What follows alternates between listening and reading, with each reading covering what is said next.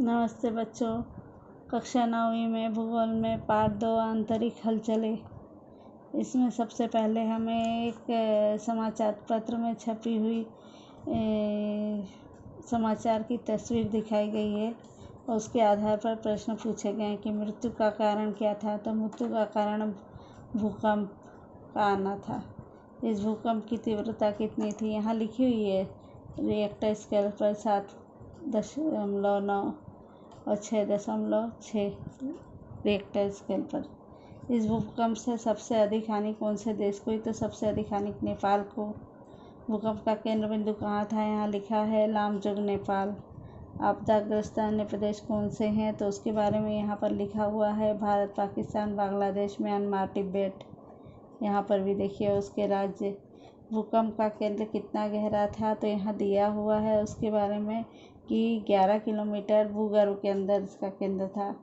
भूकंप के कारण किन किन प्रकारों की हानि दिखाई देती है? तो इमारतें ध्वस्त हो गई, रास्तों में दरारें पड़ गई और भूमि के अंतर्गत पानी एक जगह से दूसरी जगह चला जाता है। आपके अनुसार भूकंप किस कारण से होता है? तो भूकंप होने का कारण कहा जाता है पृथ्वी के अंतर्गत भू हलचलों के कारण भूकंप होता है। अब भूकंप का अनुभव किया होगा तो आपस में बात करते ही हम। पृथ्वी पर कभी कभी विभिन्न प्राकृतिक आपदाएं आती है, जैसे बाढ़, चक्रवात, हिमवर्षा, अतिवृष्टि आदि। उसी प्रकार आंतरिक भू हलचलों के कारण भूकंप एवं ज्वालामुखी जैसी प्राकृतिक आपदाएं आती है। पृथ्वी पर स्थित जीव सृष्टि के लिए ऐसी घटनाएं अर्थात आपदाएं होती है। प्राकृतिक आपदाओं के कारण सजीव तथा वित्त हानि होती है, जिसका हमें अनुभव होता है।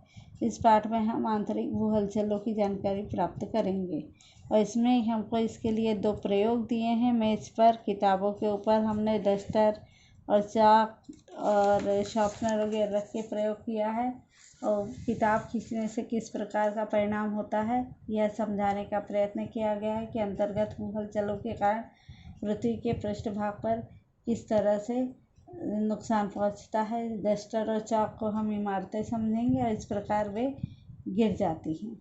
अब इसमें हमको इसका भौगोलिक स्पष्टीकरण इसके आधार पर समझना है। भूकंप एवं ज्वालामुखी की घटनाएं पृथ्वी के आंतरिक भू हलचलों के कारण होती है।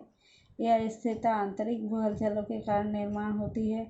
भूपृष्ठ को प्रभावित करने वाली आंतरिक भू हलचलें मुख्य रूप से प्रावार की ऊपरी परत में होती है। प्रावार में रेडियो एक्टिव पदार्थों के कारण बहुत बड़ी मात्रा में ऊर्जा निर्मित होती है।